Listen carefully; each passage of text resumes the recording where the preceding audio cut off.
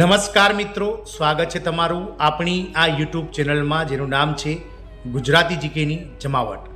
તો ગઈકાલે ગાંધીનગરમાં મિત્રો સરકારને બીસમાં લેવા માટે એક સાથે બે સંવર્ગના કર્મચારીઓ એકઠા થયા હતા. જેમાં પહેલા હતા મિત્રો આંગણવાડી કર્મચારીઓ અને બીજા હતા ટેટ ટાટ પાસ લાખો હજારો ઉમેદવારો કે જેઓ હાલમાં ચાલી રહેલી શિક્ષણ સહાયક ધોરણ 9થી 12ની ભરતીમાં બીજો રાઉન્ડ જાહેર કરવું અને ખાલી જગ્યાઓ તાત્કાલિક ભરવા સહિતની માંગણીઓ સાથે ગાંધીનગરમાં સરકાર સામે સત્યાગ્રહ છાવણી ખાતે દેખાવો માટે મિત્રો મળ્યા હતા. ત્યારે સરકારને મિત્રો એક સાથે આ રીતે બે આંદોલનો જે રીતે થઈ રહ્યા છે તે રીતે સરકાર પણ ડગાઈ ગઈ છે. અને ગઈકાલે આંગણવાડી કર્મચારીઓ જે 2500થી વધારેની સંખ્યામાં મહિલાઓ આક્રોશ રેલી માટે ગાંધીનગર સત્યાગ્રહ છાવણી ખાતે એકઠા થયા હતા. તો આ રેલીથી સરકાર ચોક્કસથી મિત્રો હવે અવઢવમાં મુકાઈ છે અને ટૂંક જ સમયમાં મિત્રો સરકાર દ્વારા આંગણવાડી કર્મચારીઓની મુખ્ય 8 મુદ્દાઓની માંગણીઓ છે.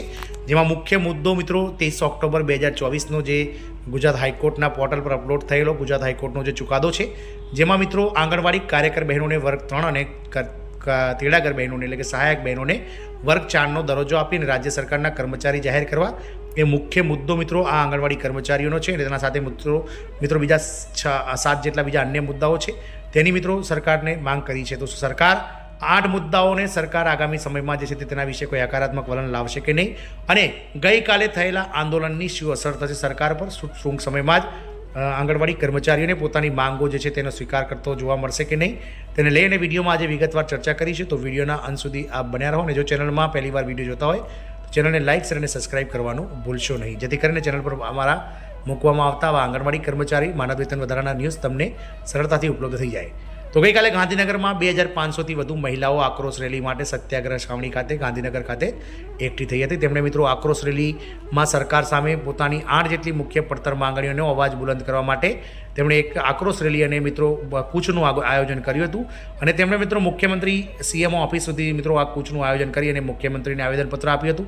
સાથે જ મહિલા અને બાળ વિકાસ વિભાગમાં પણ તેમણે આ આવેદનપત્ર આપ્યા હતા. હાથમાં બેનર સાથે તેમણે કહ્યું હતું કે માંગ નહીં સંતોષાય ત્યાં સુધી આંદોલન ચાલુ રહેશે, અને જો સરકાર ટૂંક સમયમાં કોઈ નિર્ણય નહીં લે તો આગામી વિધાનસભામાં જે ચોમાસુ સત્ર મિત્રો 25થી 28 ઓગસ્ટ દરમિયાન યોજાવાનું છે તે દરમિયાન વિધાનસભા ઘેરાવની ચીમકી પણ આ આંદોલન દ્વારા આ કર્મચારીઓ દ્વારા આપવામાં આવ્યું હતું. બીજી તરફ મિત્રો ગાંધીનગરમાં ટેટ ટાટ પાસ ઉમેદવારો પણ એકઠા થયા હતા કે જેમણે આગામી જે હાલમાં ચાલી રહેલી શિક્ષક ભરતીમાં જે ભારતીય ખાલી જગ્યાઓ છે તેના માટે બીજો રાઉન્ડ શરૂ કરવાની માંગ કરી છે. રાજ્યભરની આંગણવાડીમાં કામ કરતી મહિલાઓના કેટલાક મહત્વના પ્રશ્નો ઘણા સમયથી અનિર્ણિત છે અને એ વિષયો પર સરકારના જુદા જુદા અધિકારીઓ સાથે ચર્ચા વિચારણા કરવા છતાં ઉકેલાયા નથી. એના પગલે આજે ગાંધીનગર ખાતે ગઈકાલે મિત્રો 2500 કરતાં વધારે મહિલાઓ પોતાના પ્રશ્નોને વાચા આપવા માટે વિશાળ આક્રોશ રેલી તેમણે ગાંધીનગરમાં કાઢી હતી. બાદમાં સેક્ટર 6 સત્યાગ્રહ છાવણી ખાતે સમાપન સભા યોજી હતી. એક પ્રતિનિધિ મંડળ દ્વારા મહિલા અને બાળ વિકાસ મંત્રી ભાનુબેન બાબરિયા તેમજ સચિવને આવેદનપત્ર આપવામાં આવ્યું હતું. મિત્રો આંગણવાડી કર્મચારી મહાસંઘ દ્વારા જે ભારતીય મજદૂર સંઘની એક શાખા છે તેના પ્રતિનિધિઓ દ્વારા આ મિત્રો રેલીનું આયોજન કરવામાં આવ્યું હતું. આ આક્રોશ રેલી દ્વારા સરકારને સ્પષ્ટપણે આંગણવાડી કર્મચારીઓએ કહી દીધું હતું કે તેઓ હવે નમતું જોગશે નહીં અને તેઓ પોતાનો જે હક છે તેને મેળવીને જ જપશે.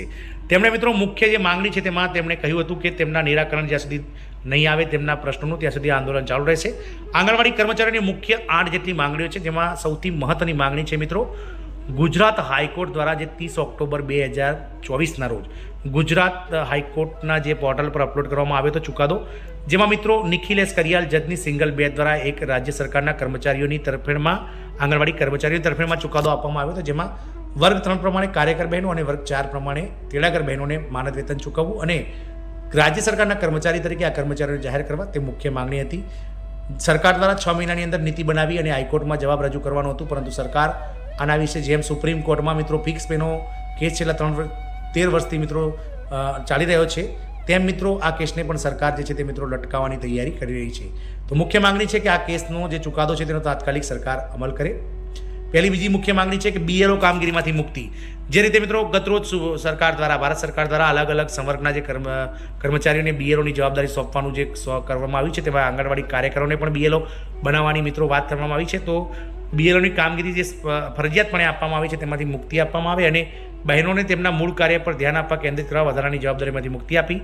બીજું છે મિત્રો એમએમવાય સ્ટોક માટે મહેનતાયુક્ત વળતર. છેલ્લા 4 વર્ષથી પોષણ માટે એમએમવાય સ્ટોક ઉપાડવામાં આવી છે, જે માટે યોગ્ય વળતર આપવું. ત્રીજું છે મિત્રો ફેસ રિકોગ્નાઇઝેશન સિસ્ટમ એટલે કે FRS સમસ્યાઓનું નિવારણ.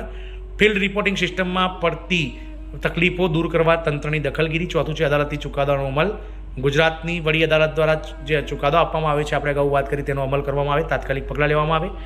પાંચમું છે મિત્રો સારી ક્વોલિટીના સ્માર્ટ મોબાઈલની સુવિધા, એટલે કે સ્માર્ટફોન આપવા. કાર્યક્ષમતા વધારવા માટે સ્માર્ટફોનની જરૂરિયાત હોવાથી આ જે છે તે મિત્રો પોષણ ટ્રેકર વગેરે જેવી એપ્લિકેશનો ચાલી શકે તેવો 5G સ્માર્ટફોન આપવો.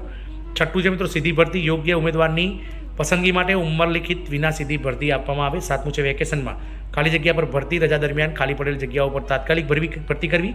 અને આઠમી મુખ્ય માંગણી છે કે નારાજ બહેનોના પ્રશ્નોનું નિરાકરણ, સંવાદ અને સમાધાન દ્વારા નારાજગી દૂર કરવી જોઈએ. ગાંધીનગર સત્યાગ્રહ છાવણીમાં મિત્રો રેલી અને ધરણા પ્રદર્શન યોજાયું હતું. આંગણવાડી બહેનોનું કહેવું છે કે તેમના પર વધારાની કામગીરીનું ભારણ અને આધુનિક સાધનોની અછતના કારણે તેમની પ્રાથમિક જવાબદારીઓ પૂર્ણ કરવામાં મુશ્કેલી પડી રહી છે. આ વિરોધ પ્રદર્શન દ્વારા તેમની સમસ્યાઓ સરકાર સમક્ષ મૂકવાનો હેતુ છે.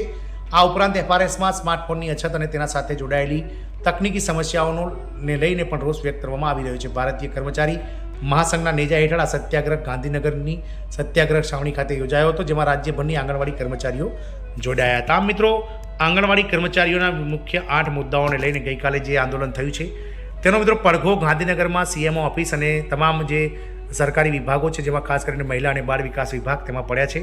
સરકાર આના વિશે ચોક્કસથી આવનાર સમયમાં પોઝિટિવ વિચાર છે તેવું મિત્રો દેખાઈ રહ્યું છે, કારણ કે સમય સાથે મોંઘવારી વધતી જઈ રહી છે અને આ આંગણવાડી કર્મચારીઓ કે જે દેશના પાયાનું ઘડતર કરી રહ્યા છે, તે મિત્રો દેશના પાયાના ઘડતરમાં પોષણમાં જે મહત્ત્વનો ફાળો આપી રહ્યા છે, તેમને આપવામાં આવતું જે માનદ વેતન છે તે આજના મોંઘવારીના સમયમાં ખૂબ જ ઓછું અને નજીવું ગણાય છે. મિત્રો, હાલમાં જે સરકારી કર્મચારીઓને ભથ્થા ચૂકવાઈ રહ્યા છે તે ભથ્થાઓ મિત્રો આ કર્મચારીઓના પગાર કરતાં વધારે છે. એટલે આ કર્મચારીઓ મુખ્ય માંગણી છે કે તેમને વર્ગ 3 અને 4 પ્રમાણે જે લઘુત્તમ વેતન હાલમાં ગુજરાત સરકાર ફિક્સ પે કર્મચારીઓને આપી રહી છે, જે પ્રમાણે મિત્રો વર્ગ 3ના કર્મચારીઓને 26,000 રૂપિયા માસિક ફિક્સ પે આપવામાં આવે છે અને વર્ગ 4ના કર્મચારીઓને 21,100 રૂપિયા આપવામાં આવે છે.